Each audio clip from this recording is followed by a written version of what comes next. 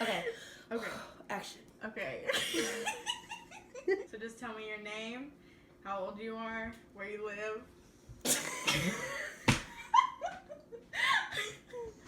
We're not gonna be able to do this. Okay. Okay. Woosah. Okay. I won't look at you if that makes it better. Or just maybe it makes it worse. Okay, my face is all fucking flushed now. I'm gonna look crazy. Okay, but make sure to sit up straight, because you'll look back and you'll be like, why was I like hunching? Okay. Good. Okay.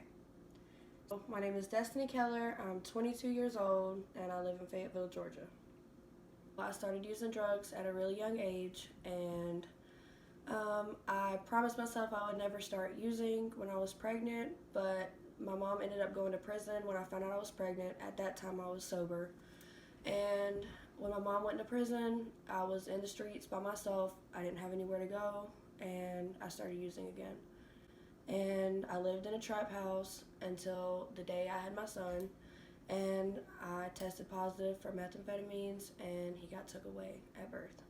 At that point, I didn't think I was going to get him back at all. I started using a lot more. I took all my money that I had and took all my rent money and started using even more. I was living out of my car.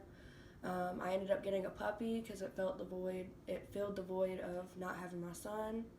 And then 2 months after he got took away, I got incarcerated, and I had 2 warrants out for my arrest in 2 different counties, so I ended up going to prison. I feel like if he wouldn't have gotten taken away, he wouldn't have made it where I was at, and I'm thankful that he did get took away, and I'm thankful that I did go to prison because it helped me to where I'm able to be sober now, and everything happens for a reason, and I'm thankful that I was able to get put away, to sit down for a minute and not be able to leave or go use and be able to get my mind right. So when I went through the program, I actually went through a drug abuse program and did my parenting classes while I was in prison, and I got a big certificate, a whole ceremony and everything, and that was the first thing that I had ever accomplished in my whole life. So from that point on, that was when it gave me the motivation that I could do it, you know. But I didn't believe in myself at all. I didn't think I could. But when I got out, he was about to turn 2, or he had just turned 2. And it took me about a year to get him back, maybe a year and a half to get him back.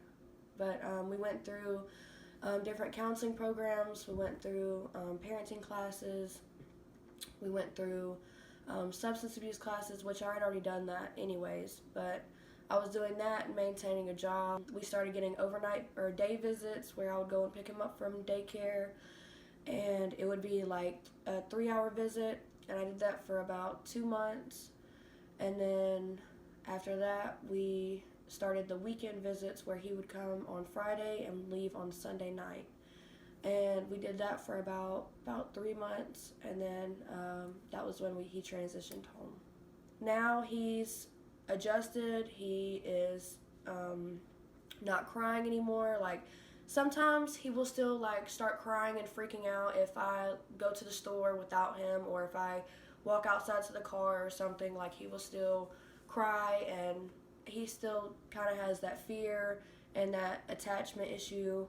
But we're in counseling right now, trying to fix those problems together, because I still have problems too. I have problems being attached to him.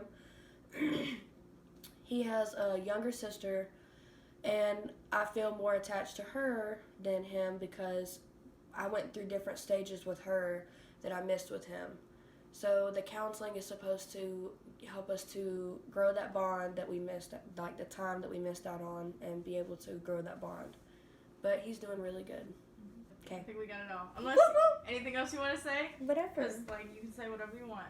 If you want anybody to know something. Well, thank y'all for listening to my story, and I just want y'all to know that if y'all are going through anything with addiction, or you have a family member that's going through addiction, just hold on and just keep praying for them, and I promise you, if you just give them hope, they'll get through it.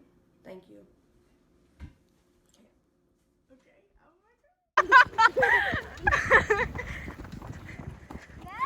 I'm not fast enough for you.